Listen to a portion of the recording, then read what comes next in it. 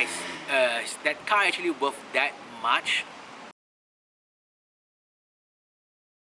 What's up guys, it's me Victor once again and welcome back to my channel. So if you guys have been following me on my Instagram, you guys would have known that I've recently sold the MR2, and I know a lot of you guys have been messaging me and asking me like why I sold the MR2, because it's like a collector's car, it's worth keeping. Well, personally for me, I'm not a collector, so I feel heartbreaking just seeing the MR2 sitting there every day doing nothing. It's kind of a waste because it's just there doing nothing, because my personal concept is, right, they are meant to be driven. So since I'm not driving it, it's literally a waste for that car. So might as well I sell it to someone that's actually gonna drive it, actually gonna use it. At least then the car wouldn't be abandoned or just parked at the same place for months at a time. So it is a good thing. And also because I'm in need of a 4-door sedan car.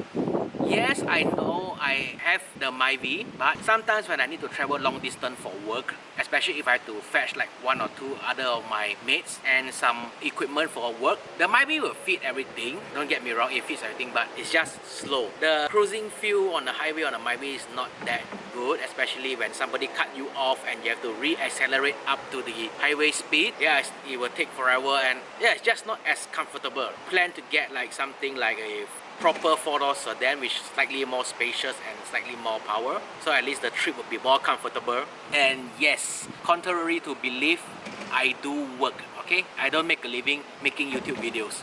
So there are a few options that I've been considering that is within my budget range. So the first thing that came to my mind is an A31 Zafiro, because hey, it's a rear-wheel drive, is reasonably cheap right now, and I do kind of know the platform in and out, so that will actually be a good choice. But then again, some Zafiro owners are actually selling their car up to like north of 30,000, some even mid 45, some even 50. Like guys, is that car actually worth that much? I don't really think so. If it's a 1J swap A31, I say north of 40 still slightly makes sense.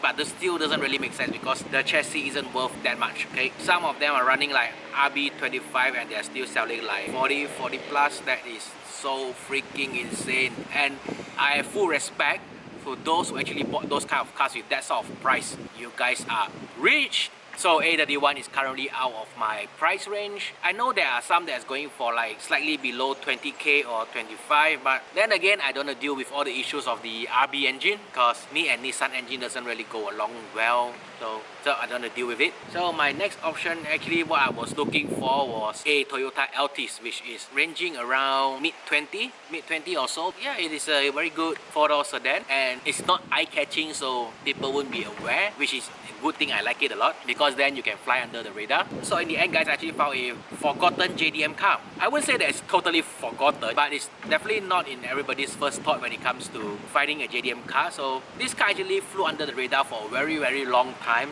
and now the price for this car is actually very affordable considering the year, and also I wouldn't say performance, but at the comfort that it gives. So eventually I went for that car. So if you guys are guessing what car it is, well, here you go.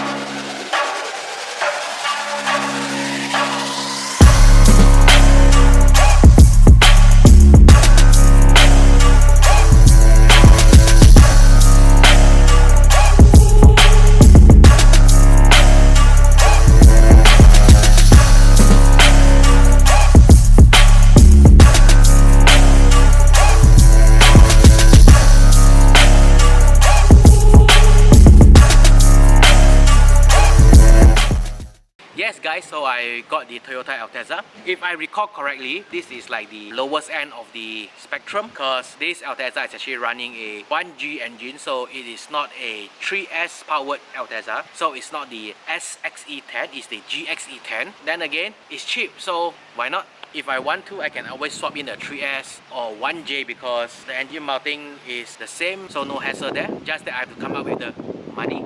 But then again, this I don't reckon that any engine swap will be happening for at least the next year or two because yes, your boy is low on budget. So there you have it. Let's talk a little bit about the Altezza. So my first impression of driving this car is definitely comfortable. I still think that the driver's seat is slightly too high for my liking. I don't mind that if I can adjust the driver's seat to actually go slightly lower. That will be so much more to my driving preference, but I understand why Toyota made the seat higher because they have catered for the general public, not just for certain people.